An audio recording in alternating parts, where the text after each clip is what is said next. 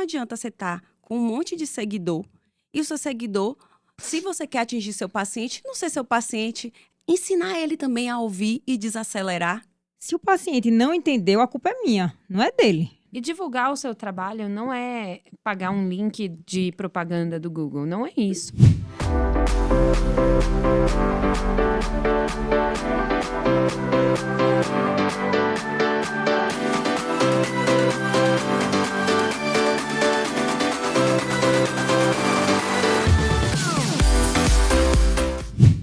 Olá, pessoal.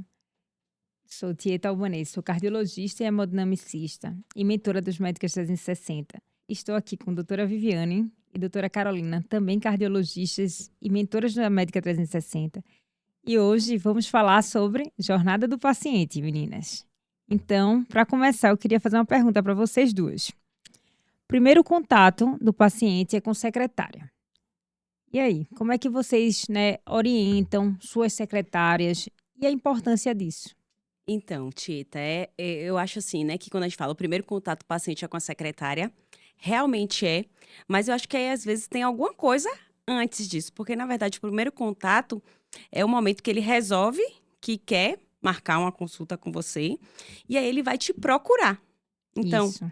onde Antes disso, que ele vai te procurar? Então, o primeiríssimo contato é onde o paciente e como ele vai te achar. E hoje em dia, com a tecnologia, né, com a internet, não é mais aquele... Vou telefonar na clínica, no PABX ou o que for, e vou falar na secretária ou na marcação da consulta e vou encontrar o paciente. Ou vou encontrar o médico. Tem diversas maneiras. Então, o paciente vai te achar no Instagram, no Google... Ou, realmente, né, como uma indicação de algum outro paciente, de alguém, algum familiar que indicou. E aí, ele vai entrar em contato ali na clínica e vai conseguir se comunicar e prosseguir aí o agendamento. Mas já que você perguntou sobre a secretária, ela é realmente nossa porta de entrada.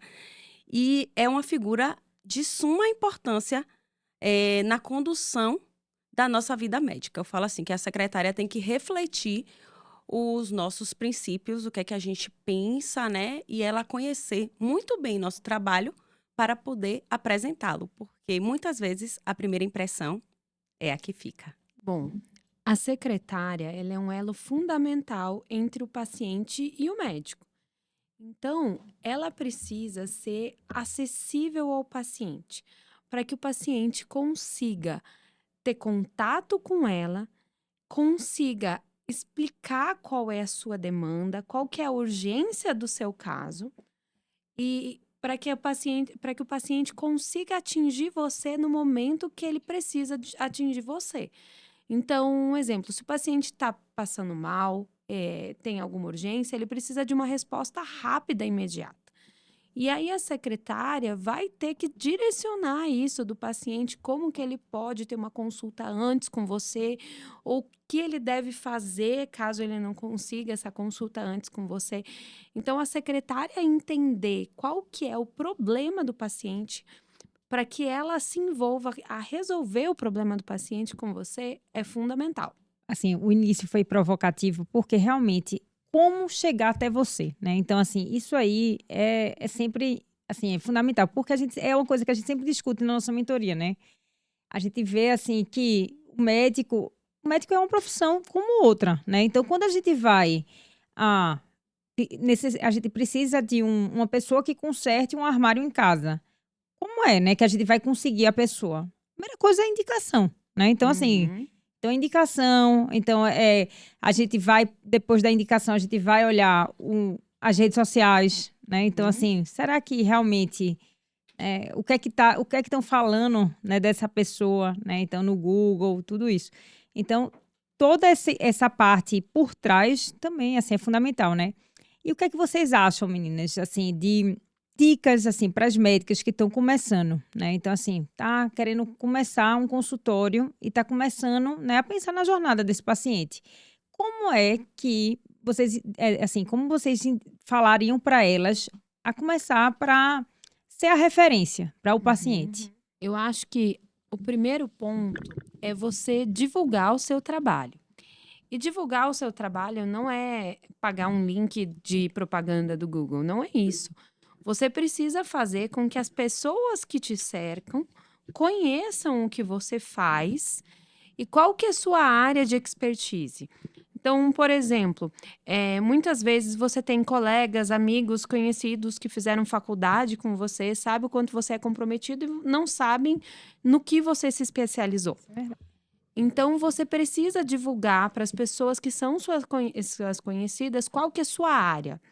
Quando o paciente entra em contato com você por outro motivo, por exemplo, você está num plantão no pronto-socorro e atende o paciente, você está ali vendo um paciente internado, você pode falar: olha, eu sou especialista em arritmia, se você tiver uma arritmia, você pode me procurar. Para que você, muitas vezes o paciente procura você no pronto-socorro, gosta de você, mas não sabe onde te encontrar de novo para uma segunda situação. Então, essa divulgação orgânica, ela é fundamental, porque a indicação de uma pessoa de confiança é muito válida para o paciente. E a mídia social, né? Porque a grande vantagem da internet hoje em dia é porque ela ampliou o nosso cartão de visitas. Antes, o nosso cartão de visitas era um papel desse tamanho, que além do seu nome e seu contato, você conseguia colocar no máximo mais uma frase. E hoje em dia, com a internet, com as redes sociais, você permite que o paciente te conheça muito mais do que um papel, né? Então, não é uma questão de você ter milhares de seguidores, é uma questão de você deixar claro quem você é, o que você faz e a qualidade do seu trabalho em todas as vias de acesso do paciente. Eu acho importante isso, né, que Vivi comentou, porque assim, para você ser grande, você primeiro tem que ser pequeno.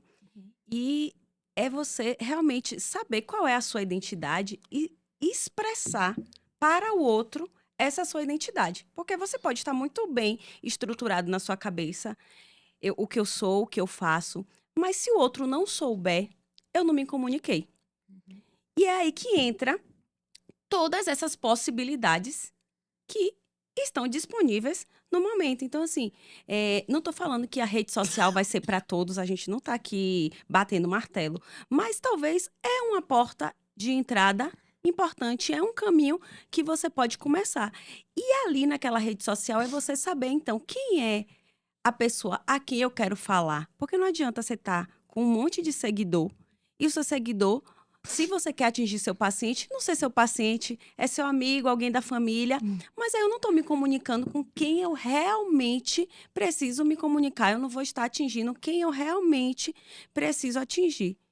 Porque, assim, nem sempre a gente está precisando naquela hora de um médico. A questão da rede social, que eu acho, é você ser lembrado na hora que a pessoa precisar daquele serviço. Que isso vale para qualquer coisa. Vamos pensar.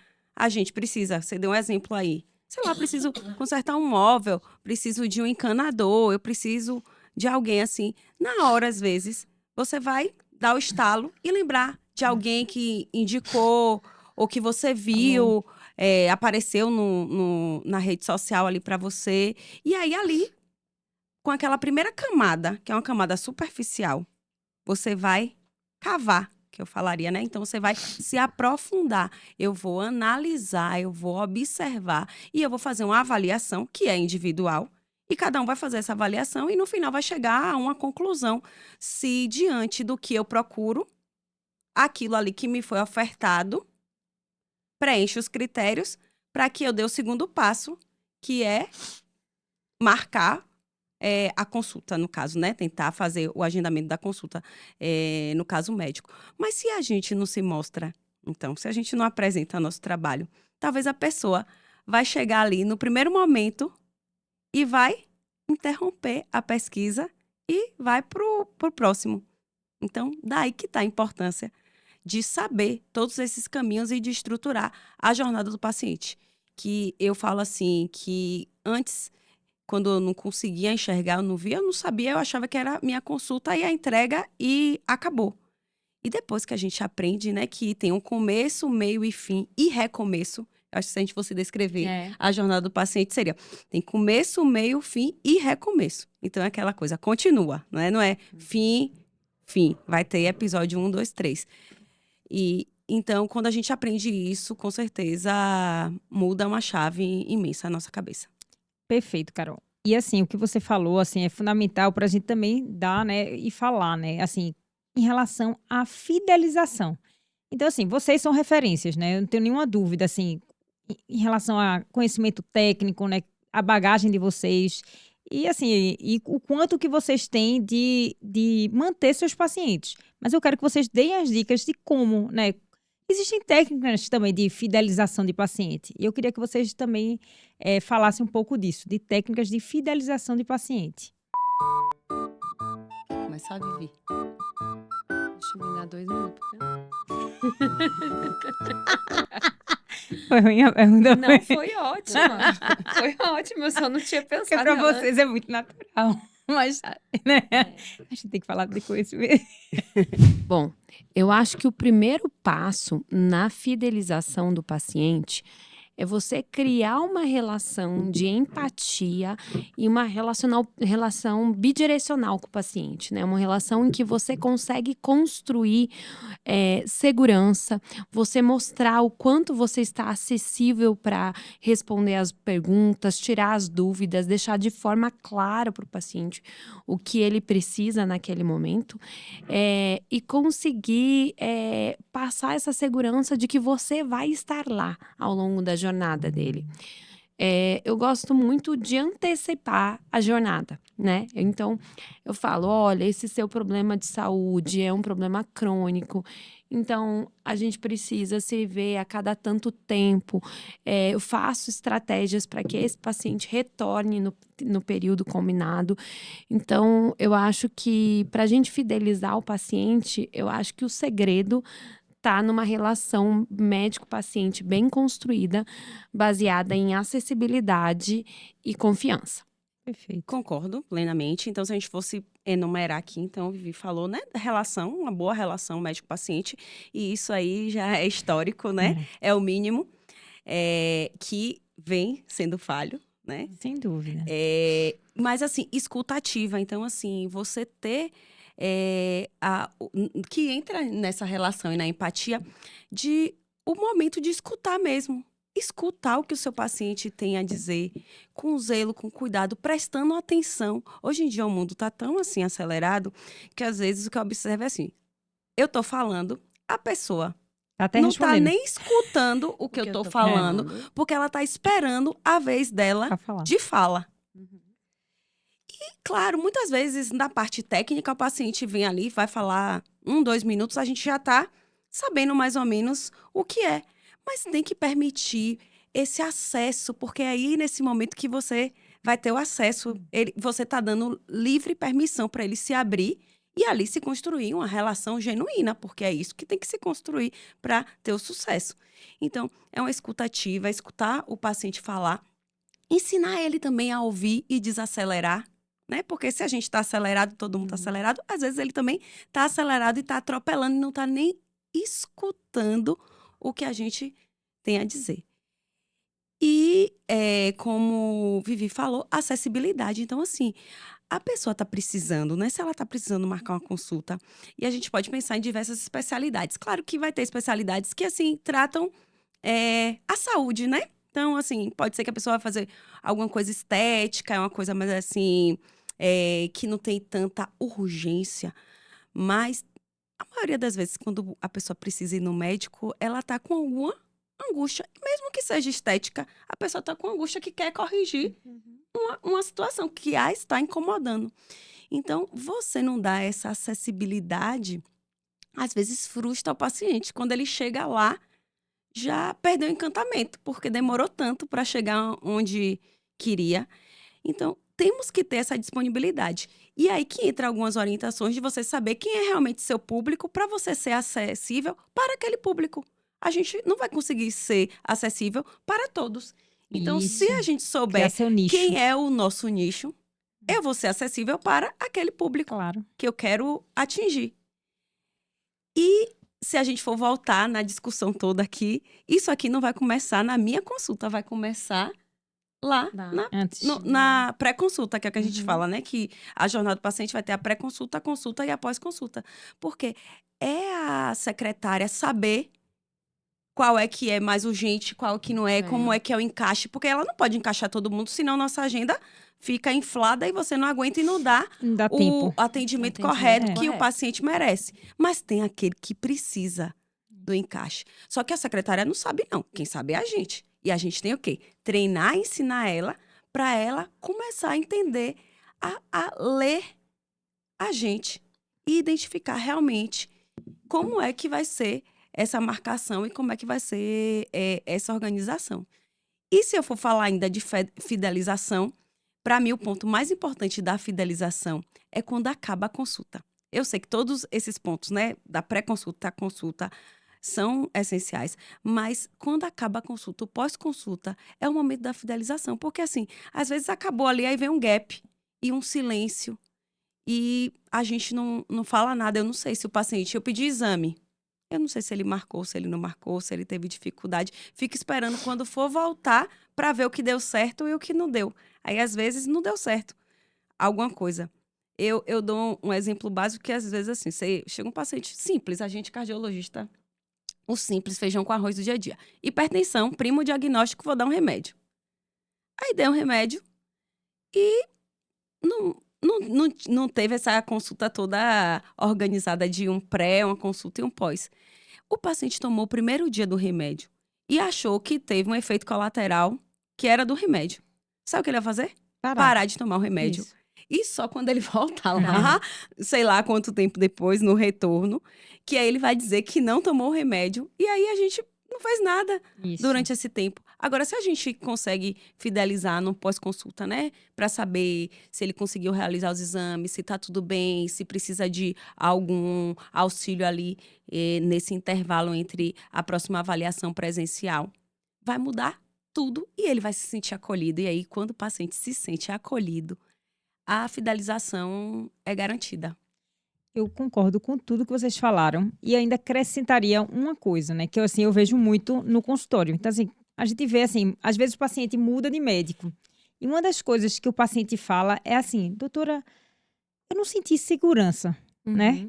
Não senti segurança. Então, assim, é confiança. Você ter conhecimento, bagagem técnica, isso aí conta, né? Então, assim, a gente saber se posicionar, saber ter, né, assim, o conhecimento para poder o paciente se sentir, né, sentir que o médico está fazendo o melhor para ele. Né? E o que Carol falou, isso aí é fundamental também, essa parte às vezes o paciente não entende, né, a importância de tomar um remédio. Né? Então, assim, isso eu sempre digo assim, se o paciente não entendeu, a culpa é minha, não é dele. Né? Então, assim, o paciente nunca tem a culpa. Então, assim, tanto que quando o paciente não está fazendo o que eu estou orientando, eu digo a ele, eu estou sendo ruim para você. É melhor você mudar de médico. Né? Então, assim, você não entendeu a importância de tomar o remédio, você não entendeu a importância de fazer exercício.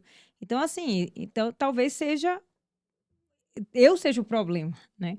Então, a mesma coisa se o paciente deixou de tomar o remédio porque teve um efeito colateral e simplesmente parou, é porque a gente não explicou direito, né? A gente não disse que, se tiver, você tem que retornar, falar comigo, né? Às vezes, assim, eu costumo dar meu telefone, mas, assim, isso é individual, claro, né? Cada um tem... Meus pacientes geralmente são mais graves, então, enfim. Mas isso aí a gente também pode falar sobre isso também. E tudo o que o paciente faz é muito, assim, consequência do que foi feito, foi falado na consulta, né? Você falou Eu ia falar a da pergunta do telefone. A pergunta do Parou. telefone? Então, meninas, o que é que vocês acham, né, falando desse assunto, sobre isso, né, dar seu contato, né? Assim, realmente é um tema, né, que a gente tem que ser pesado, né? Tem que ter limites, claro, né? Assim, a nossa vida, a gente é médico, mas a gente tem uma vida, né? É uma profissão também. É uma profissão como outra, né? Então, o que é que vocês acham disso? De dar telefone, impor limites? Eu acho que Não acho, não. Eu poderia falar assim que tenho certeza que o paciente vai se sentir Seguro. mais acolhido e seguro se ele tem um canal. Uhum. A questão de qual telefone vai ser, aí vai depender muito da individualidade. Se vai ser o telefone comercial ali e vai ser por ali que você vai se comunicar, ou se vai ser o seu pessoal mesmo. Eu só acho que tem que ter acordo. Quando tem acordo, está tudo correto. Porque assim, a medicina nos impõe ser médico quase que 24 horas, mas não somos só médicas. Temos outras atividades, temos outras demandas. E como a gente sempre fala, né? Todo sim é um não, né? A partir do momento que eu tô dando um sim aqui, com certeza eu tô dando um não em outro lugar. Então, o que é que eu faço de acordo com a maioria dos meus pacientes? Hoje em dia tem um perfil de paciente, que é um atendimento particular, então acho que cabe muito ali, né? Ele ter essa acessibilidade, o acompanhamento. Mas é assim, falar assim, eu vou responder assim que possível.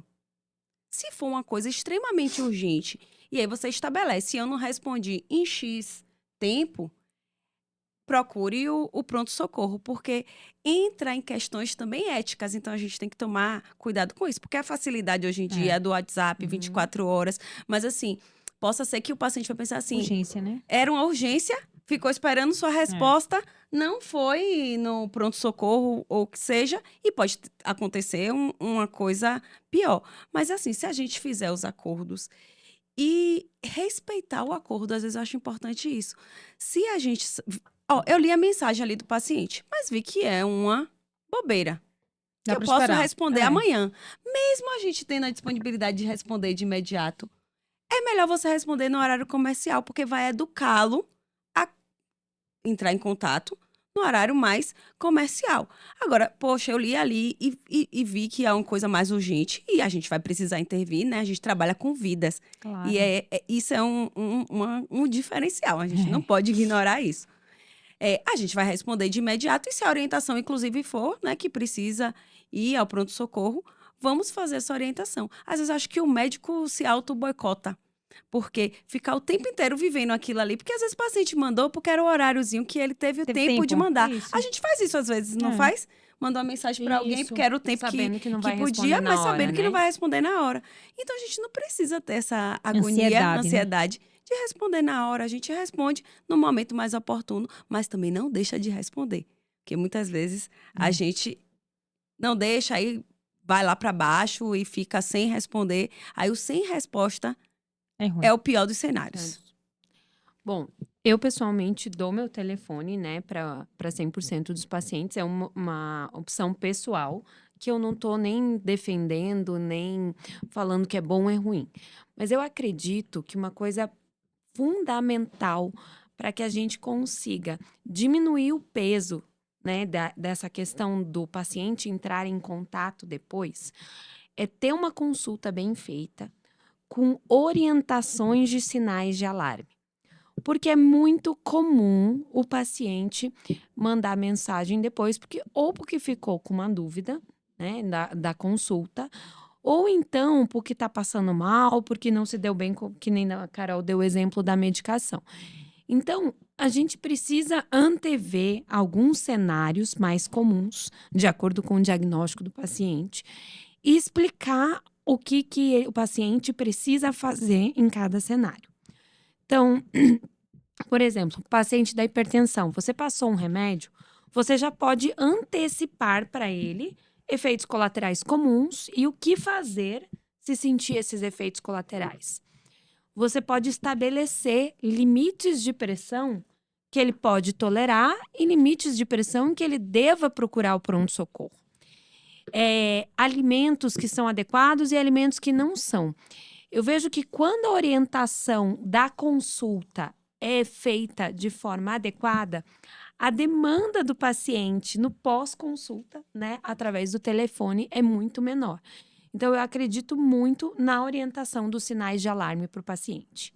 Perfeito. E falando sobre isso, né, assim, a gente está falando de toda a jornada do paciente e eu vejo que vocês têm o famoso plano de acompanhamento. E aí eu queria que vocês falassem um pouco sobre isso, porque às vezes, tipo, as pessoas ficam... Tem pessoas que têm preconceito porque, né, começou com essa parte de plano de acompanhamento começou com médicos meio, né, assim, charlatões, enfim. Sendo que a gente vê que existe uma boa, pode ser feita de uma forma correta e uma boa medicina com isso. E aí eu queria que vocês falassem um pouco da experiência de vocês com isso. Bom, eu fui muito reticente em montar programa de acompanhamento. Eu demorei bastante. Só que a hora que eu fiz, eu adorei. E o feedback dos pacientes também foi muito bom. Eu acho que o maior segredo do plano de acompanhamento é você trabalhar com um plano o qual o paciente precisa, Perfeito. que suprime as lacunas de cuidado que ele precisava. Então, um paciente que não precisa do seu plano e você tenta impor o seu plano para ele, isso eu acho extremamente forçado, comercial, muitas vezes até antiético.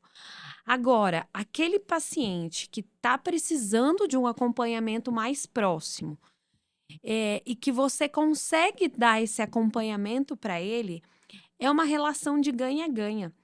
Porque o paciente fica mais bem cuidado, tem um ganho melhor, né? Então fica com menos sintomas, fica com a doença mais controlada. E você também ganha porque você consegue dar um trabalho de mais qualidade e você consegue fazer com que o cuidado seja menos fragmentado, né? Então, eu trabalho com um plano de acompanhamento para pacientes que têm doenças crônicas. E então, eu não ofereço meus planos de acompanhamento para quem não tem uma doença Claro. crônica, porque eu não vejo sentido. E quando o paciente tem uma doença que eu vejo que ele estava se sentindo desamparado, perdido, eu vejo que ele agradece o plano, né? Ele fala: "Nossa, doutora, era isso que eu precisava". Então, eu acho que o segredo do plano de acompanhamento é você oferecer algo que seja bom para o paciente. Também concordo, assim, para mim, a chave, assim, dessa questão de plano de acompanhamento, de programa de acompanhamento, é a motivação, sabe? Porque tem alguma coisa ali que está fazendo com que o paciente fique motivado regularmente.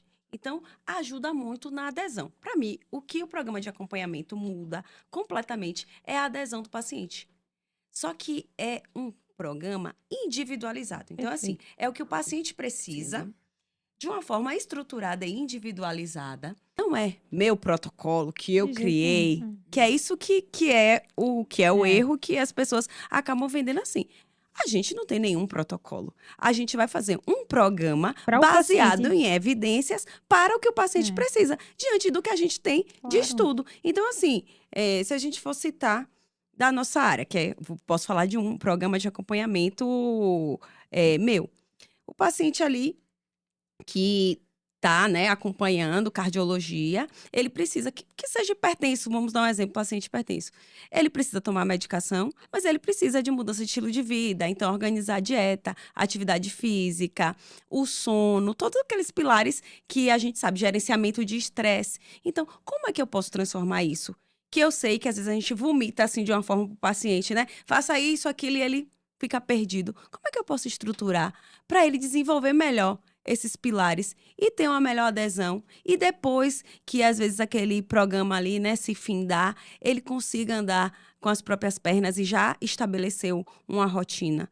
Então a gente vai usar ferramentas, já que hoje é disponível ferramentas, para que isso se torne uma realidade. E quais são as ferramentas que eu posso usar? Eu posso usar ferramentas motivacionais. Então, eu posso usar roda de saúde, que aí eu vou colocar ali para o paciente como é que ele se sente. Então, ele pode numerar de 0 a 10, como foi seu sono, como foi sua alimentação, como foi a parte de prática de atividade física, uso de medicações, gerenciamento de estresse, relações interpessoais, uso de álcool, tabaco. E a pessoa vai numerando. Dali eu já identifico o que foi que tá indo bem e o que é que tá péssimo, que é aí nesse eu preciso ser mais assertiva, porque às vezes a gente vai dar uma orientação geral e eu não consigo enxergar onde é que é o problema maior. Mas quando eu estabeleço metas, eu vou conseguir. E aí criar meta, né? Então, assim, a meta ajuda demais a gente a alcançar o objetivo. Se você tem uma meta, você alcança melhor seu objetivo. E no programa de tratamento, a gente tem a possibilidade de fragmentar a meta. Então, na Isso. doença crônica, isso é sensacional. Porque é o que eu falo assim, a pessoa tem uma doença crônica que está convivendo ali a vida inteira com aquela doença. Não vai ser em uma consulta Que você vai que a resolver. gente vai resolver o problema inteiro. E a gente tem que deixar isso claro, não enganar o paciente. Isso. Uma coisa que você falou muito legal foi sobre o excesso de informações, né? A gente, quando pega um paciente com uma doença, a gente tem que orientar o diagnóstico, as causas, a chance dessa doença afetar outras pessoas da família, como que deve ser a alimentação, como que deve ser a atividade física, quais remédios ele toma, quais vacinas ele tem que tomar. Então, como fazer atividade física, como deve ser o sono, como melhorar o sono. Então, assim, é uma quantidade de informações muito grande. E aí acaba que você vomita muito rápido, o paciente não consegue absorver tudo que ele faz, ele não entende, não faz porque ele não entende, porque você não teve tempo de explicar. E muito do que você fala se perde, porque você falou coisa demais. Então, o que eu gosto muito do programa de acompanhamento é isso, de fragmentar as informações. Eu vejo que o paciente consegue assimilar muito melhor e consegue fazer melhor o plano terapêutico completo dele. Então, eu elenco as coisas prioritárias e as coisas menos prioritárias e eu vou trabalhando cada consulta uma coisa. E aí, quando ele volta, eu resgato a compreensão daquilo que a gente teve na primeira consulta. Se a compreensão foi adequada, eu parto para frente, mas às vezes o paciente precisa de uma segunda, de uma terceira, de uma quarta abordagem do mesmo ponto, para que ele consiga ter a compreensão plena e consiga fazer a execução do tratamento dele. E foi muito legal isso, porque eu tive feedback de alguns pacientes que já acompanhavam há muito tempo.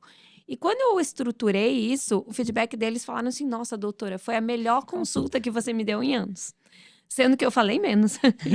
Então, foi muito legal isso. Assim, perfeito. Na verdade, assim, você vê que uma medicina bem feita, né, individualizada, isso faz total diferença para o paciente. E eu conversando recentemente com um amigo meu que fez cardiologia aqui no Brasil e depois revalidou lá nos Estados Unidos. Ele falando que lá ele atende um paciente e de acordo com a complexidade, ele vai fazer a cobrança. Eu achei interessante isso. Então, assim, a cobrança é do hospital e diz assim, ó, esse paciente foi muito complexo.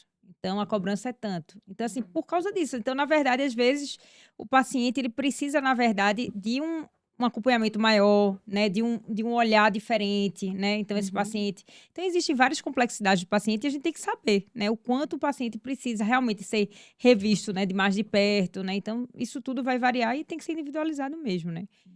E, meninas, a gente já estourou o tempo. E aí, eu queria que vocês falassem, né, assim, só para finalizar, um recado, né, assim, da importância dessa jornada, desde a pré-consulta até o final, né? Então, assim, para quem está escutando a gente, assim, como, né, assim, vocês diriam para quem está começando o seu consultório, né? Então, assim, uma dica ouro para quem está começando. Bom, eu acho que a minha dica ouro para quem está começando o consultório escolha um problema do paciente e realmente se proponha a resolvê-lo. E resolvê-lo não é só fazer a consulta, é direcionar todas as mudanças que o paciente precisa e direcionar como fazer essas mudanças e onde ele pode encontrar as ferramentas para fazer as mudanças dele. Minha mensagem final, né, quando a gente vai falando de jornada do paciente, eu acho que é sobre time. Então, é você entender que você é o líder ali do time, mas que você precisa que todos que estão ao seu redor falem a mesma língua e conduzam o paciente, pensem no paciente para o sucesso. Então, trabalhar toda essa complexidade que vem, né, desde a pré-consulta até a pós-consulta e que versa aí, a gente falou sobre a secretária, mas na sua recepção, na clínica, no ambiente, a secretária, a sua consulta propriamente dita e a condução após a finalização dessa consulta, para o paciente se sentir realmente acolhido, sentir que realmente foi dada importância, né, ao problema que ele trouxe e que você é capaz de resolver esse problema. O paciente tem que sair da consulta com essa certeza, falou assim, esse médico e esse time aqui vai resolver o meu problema.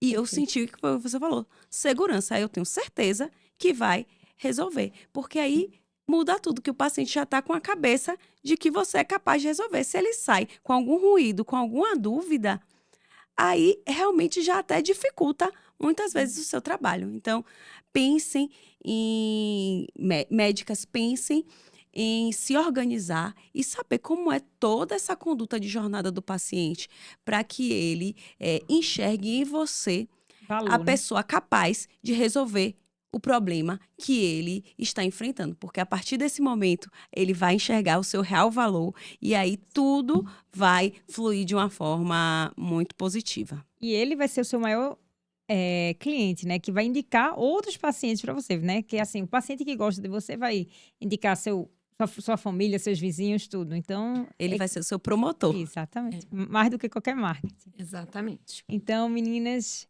muito obrigada, né? Então, vocês que gostaram, curtam, né, nosso Spotify, o YouTube, Médicas 360, sigam a gente, se inscrevam, né? E assistam o próximo podcast.